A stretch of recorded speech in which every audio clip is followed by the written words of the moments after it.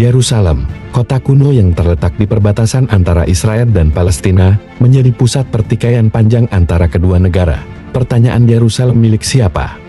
Terus bergema di panggung internasional, memicu perdebatan sengit dan konflik berkepanjangan. Kota ini memiliki nilai historis, religius, dan politik yang tak ternilai bagi berbagai pihak yang mengklaimnya.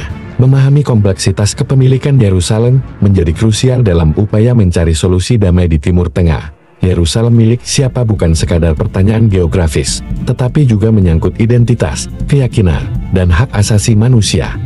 Klaim-klaim yang saling bertentangan dari Israel dan Palestina telah membuat kota ini menjadi simbol pergulatan politik dan spiritual yang intens. Perebutan Yerusalem telah berlangsung selama ribuan tahun, dengan berbagai bangsa dan imperium silih berganti menguasainya. Sejak zaman kuno hingga era modern, Yerusalem telah menjadi saksi bisu pergolakan sejarah yang panjang. Pemahaman akan sejarah kompleks ini menjadi kunci dalam mengurai teka-teki Yerusalem milik siapa, yang hingga kini belum terjawab secara tuntas. Yerusalem telah dicirikan oleh konflik antar negara selama bertahun-tahun, juga dikenal sebagai Yerusalem, kota suci. Yerusalem diperebutkan untuk tempat-tempat sucinya. Israel dan Yordania masing-masing mengklaimnya. Israel menguasai bagian baratnya, sementara Yordania menguasai Yerusalem Timur hingga tahun 1967, ketika wilayah ini menjadi fokus dari berbagai cerita mengenai perbedaan dan konflik antara orang yang berbeda agama. Mereka bersatu dalam menghormati tanah suci ini.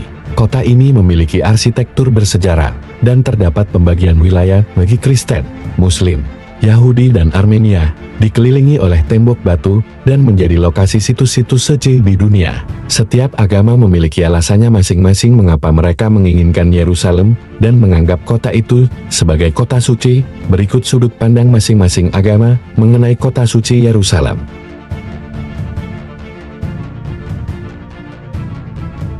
Bagi umat Kristen, terdapat gereja makam kudus, yang menjadi situs penting bagi umat Kristen di seluruh dunia.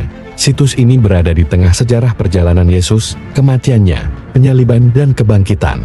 Menurut tradisi Kristen, Yesus disalib di sana, di Golgota, atau Bukit Kalvari. Makamnya yang kosong berada di dalam gereja, dan juga menjadi lokasi kebangkitannya. Gereja dikelola secara bersama oleh perwakilan kaum Kristen yang berbeda. Sebagian besar dari Patriarkat Ortodok Yunani, biara Fransiskan dari Gereja Katolik Roma, dan Patriarkat Armenia, tetapi juga Ethiopia, Koptik, dan Gereja Ortodok Suriah.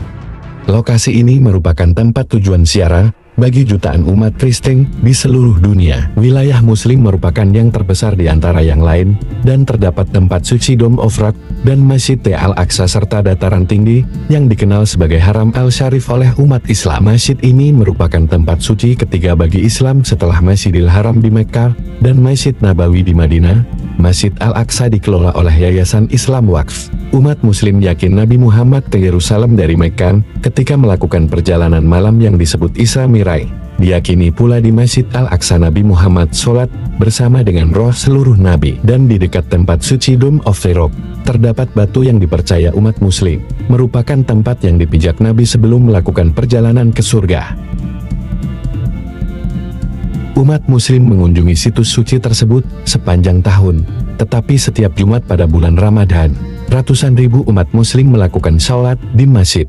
Wilayah Yahudi merupakan tempat bagi Kotem, atau tembok barat, atau dikenal sebagai tembok ratapan, yang merupakan bagian dari dinding bagian yang tersisa dari bangunan Bait Suci.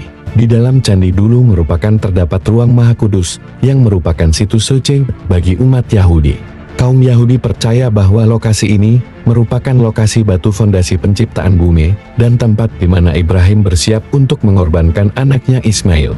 Hari ini, tembok ratapan merupakan tempat terdekat bagi kaum Yahudi untuk berdoa ke Maha Kudus. Lokasi ini dikelola oleh rabi, dan setiap tahunnya jutaan orang Yahudi dari seluruh dunia melakukan ziarah.